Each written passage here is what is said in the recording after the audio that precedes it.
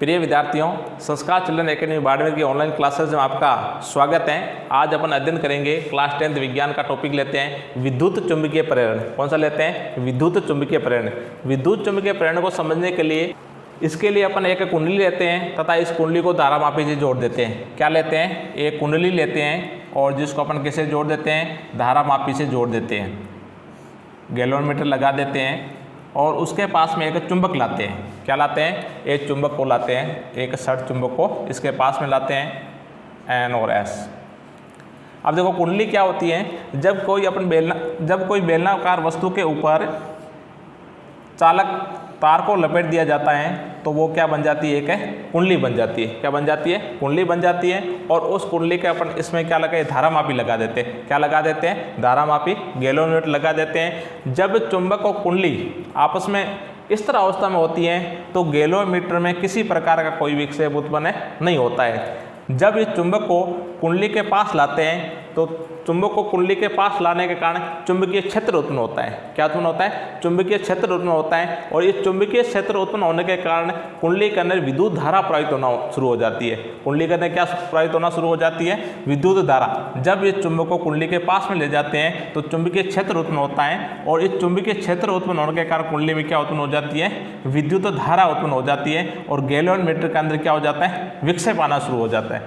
Galvanometer के अंदर क्या आ जाता है? विक्षेप उत्पन्न हो जाता है। इसी प्रकार इस चुंबक और कुंडली के मध्य गति के कारण कुंडली के अंदर विद्युत धारा का उत्पन्न होना विद्युत चुंबकीय प्रेरण कहलाता है। क्या कहलाता है? विद्युत चुंबकीय प्रेरण कहलाता है। और ये विद्युत धारा कब उत्पन्न होती है? जब कुंडली या चुंबक दोनों में से किसी के मध्य क्या होनी चाहिए? गति होनी चाहिए। अगर जैसे चुंबक इस तरह कुंडली को चुंबक के पास या दूर ले जाते हैं तो भी क्या हो जाती है? कुंडली के अंदर विद्युत धारा उत्पन्न हो जाता है। दोनों के मध्य क्या होना चाहिए? सापेक्ष गति होनी चाहिए। क्या होना चाहिए? सापेक्ष गति होनी चाहिए। अतः अपन लिख सकते हैं अरे तो विद्युत चुंबकीय प्रेरण क्या होता है? जब किसी कुंडली या चुंबक के मध्य, तो लिखिए, जब किसी कुंडली व चुंबक के मध्य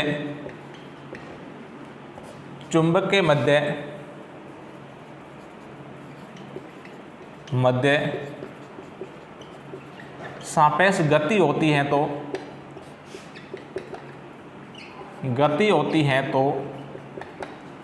कुंडली के मध्य सापेक्ष गति होती है तो कुंडली में विद्युत धारा उत्पन्न या प्रवाहित हो जाती है, जिसे विद्युत चुंबकीय प्रेरण कहते हैं। जिसे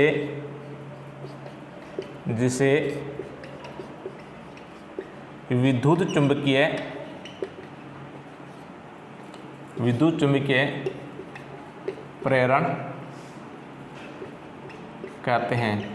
कई बार प्रश्न पूछा जाता है विद्युत चुंबकीय प्रेरण कैसे कहते हैं? जब चुंबक व कुंडली के मध्य गति होती है, अर्थात जब चुंबक व कुंडली के सापेक्ष गति होती है तो कुंडली के अंदर विद्युत धारा उत्पन्न हो जाती है या विद्युत धारा प्रवाहित होना शुरू हो जाती है, उसे क्या बोला जाता है? विद्युत चुंबकीय प्रेरण कहते हैं। और कई बार पूछा जाता है विद्युत चुंबकीय प्रेरण की व्याख्या कीजिए।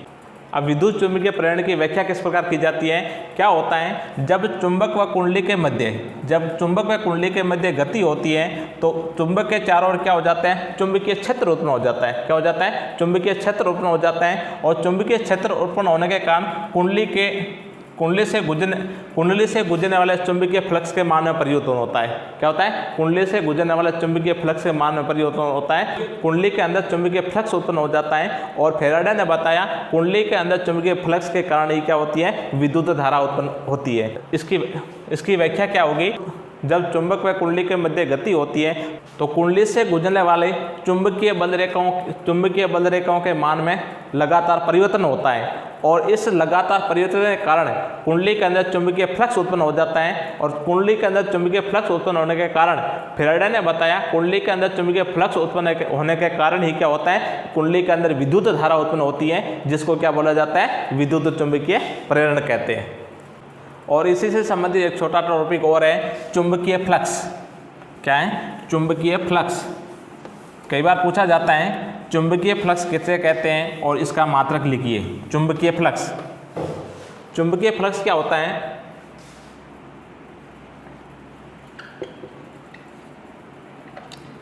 चुंबकीय फ्लक्स, चुंबकीय फ्लक्स जिसको फाई के द्वारा प्रदर्शित करते हैं। किसके द्वारा प्रदर्शित करते हैं? फाई के द्वारा। अब देखो चुंबकीय फ्लक्स क्या होता है? चुंबकीय क्षेत्र में रखे किसी पथ से गुजरने वाली चुंबकीय बल रेखाओं की संख्या को चुंबकीय फ्लक्स कहते हैं और इसका मात्रक वेबर होता है। चुंबकीय क्षेत्र में रखे किसी पथ से चुंबकीय क्षेत्र, मान लेते हैं कि यह चुंबक है।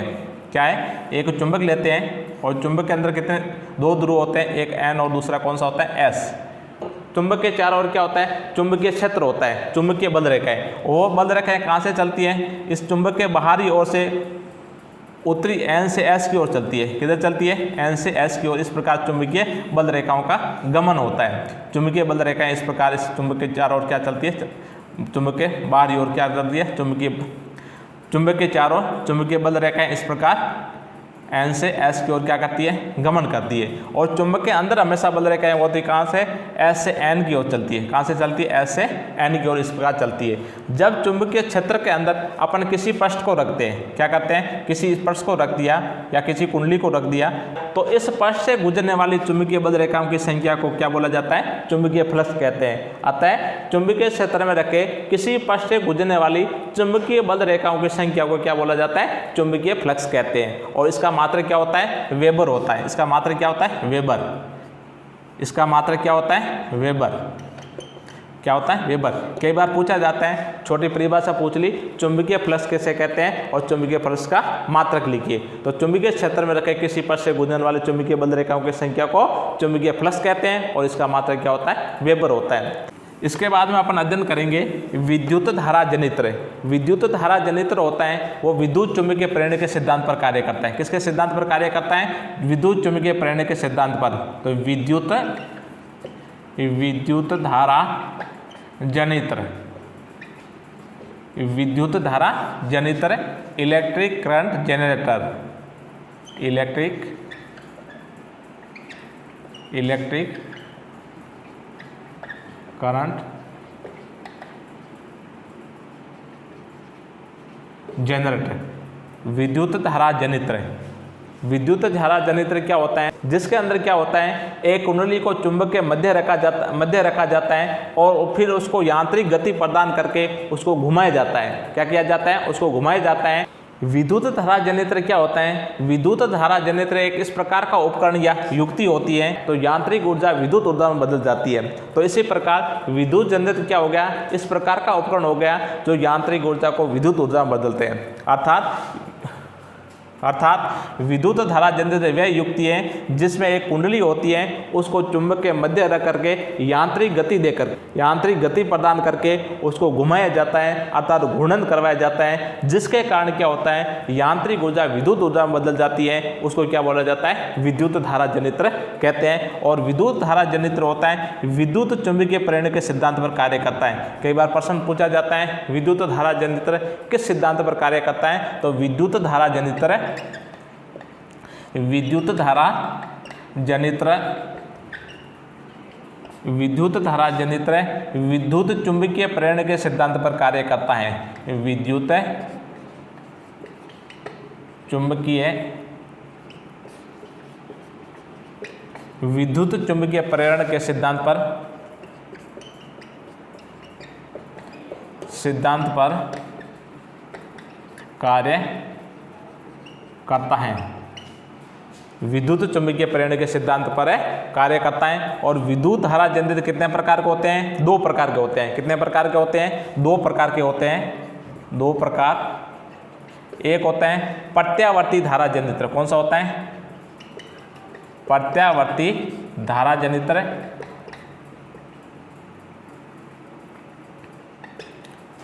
प्रत्यावर्ती धारा जनित्र जिसको एसी जनरेटर बोला जाता है। क्या बोला जाता है? AC generator.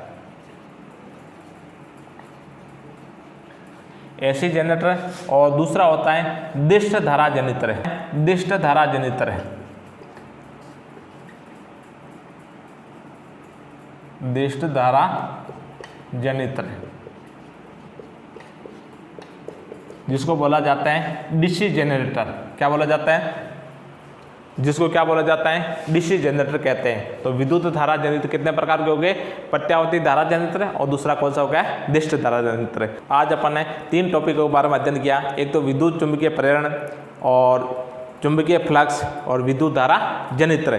तो विद्युत चुंबकीय प्रेरण किसे कहते हैं? जब कुंडली व चुंबक के मध्य गति होती है तो कुंडली के अंदर विद्युत प्रवाह उत्पन्न हो जाता है, अर्थात कुंडली के अंदर विद्युत धारा उत्पन्न हो जाती है, जिसको विद्युत चुंबकीय प्रेरण कहते हैं। दूसरा अपन अध्ययन किया था चुंबकीय फ्लक्स। चुंबकीय फ्लक्स कैसे कहते हैं? चुंबकीय क्षेत्र के अंदर रखे किसी पथ से गुजरने वाली चुंबकीय क्षेत्र के अंदर रखे किसी पथ से गुजरने वाली चुंबकीय बल रेखाओं की संख्या को चुंबकीय फ्लक्स कहते हैं और चुंबकीय फ्लक्स का मात्रक क्या होता है? वेबर होता है। तीसरा हो गया विद्युत धारा जनित्र। विद्युत धारा जनित्र क्या हो गया? चुंबकीय क्षेत्र के अंदर की कुंडली को यांत्रिक ऊर्जा प्रदान करके घूर्णन करवा करके विद्युत ऊर्जा प्राप्त की जाती है, अर्थात यांत्रिक ऊर्जा को विद्युत ऊर्जा में बदलने वाले उपकरण को क्या बोला जाता है? विद्युत धारा जनित्र कहते हैं। और विद्युत धारा जनित्र विद्युत चुंबकीय प्रेरण के सिद्धांत पर आधारित होता है। और विद्युत धारा जनित्र कितने प्रकार के होते हैं? 2 प्रकार के होते हैं, प्रत्यावर्ती धारा जनित्र और दूसरा होता है दिष्ट धारा जनित्र।